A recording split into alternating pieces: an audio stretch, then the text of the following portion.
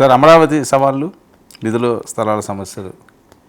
అమరావతికి నిధులు అనేవి సమస్యగానే ఉన్నాయి. ఆ భూములు వాటన్నిటి మీద చంద్రబాబు ప్రత్యేకమైన చర్చ ఇది తీసుకొని 1-2 సార్లు సమీక్షించి గ్రీన్ క్యాపిటల్ దీనికోసం మీరు చేయాలి అని చెప్తున్నప్పటికీ కూడా రైతుల్లోనేమో అనేకం జరగడం లేదన్న అసంతృప్తి. మొన్న వర్షాలప్పుడేమో వీళ్ళు ప్రధానమైన ప్రచారం చేశారు, కానీ దాన్ని అయితే గట్టెక్కాము.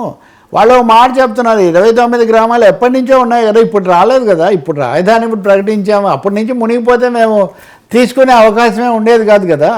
కాబట్టి నీటి ముంపు ఉంటుంది అని చెప్పడం వేరు, అసలు ఇదంతా మునిగిపోతుందని చెప్పడం వేరు.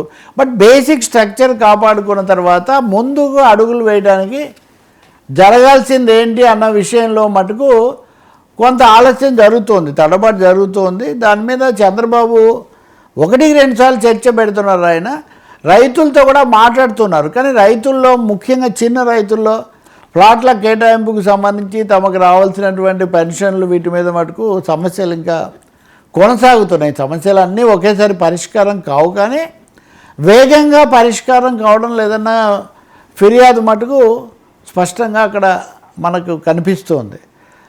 ఇంకొన్ని విషయాల్లో చంద్రబాబు లేదా నారాయణ మంత్రి అప్పటికప్పుడు ఇన్స్టెంట్ కరెక్షన్స్ చేయడానికి కూడా ప్రయత్నిస్తున్నారు, కానీ ఓవరాల్ మోడల్ ఏంటి అన్నది మటుకు ఇంకా అస్పష్టంగానే ఉంది. ఈ లోపల వర్షాలనండి, రాజకీయాలనండి, ఈ రకరకాల ఇప్పుడు ఈరోజు చంద్రబాబు ఉదాహరణకు విశాఖపట్నంలో ఉన్నారు.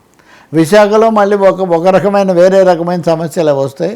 అందుకని అమరావతికి సంబంధించి సమగ్రంగా, వేగంగా, అలాగే స్థానికులకు ఆమోదయోగ్యంగా ముందుకు వెళ్లాల్సిన అవసరం మటుకు ఇంకా మిగిలి ఉంది. చాలా అంశాలు ఇంకా కొంచెం అస్పష్టంగా ఉన్నాయి. సార్ వైజాగ్ సమ్మిట్ మీద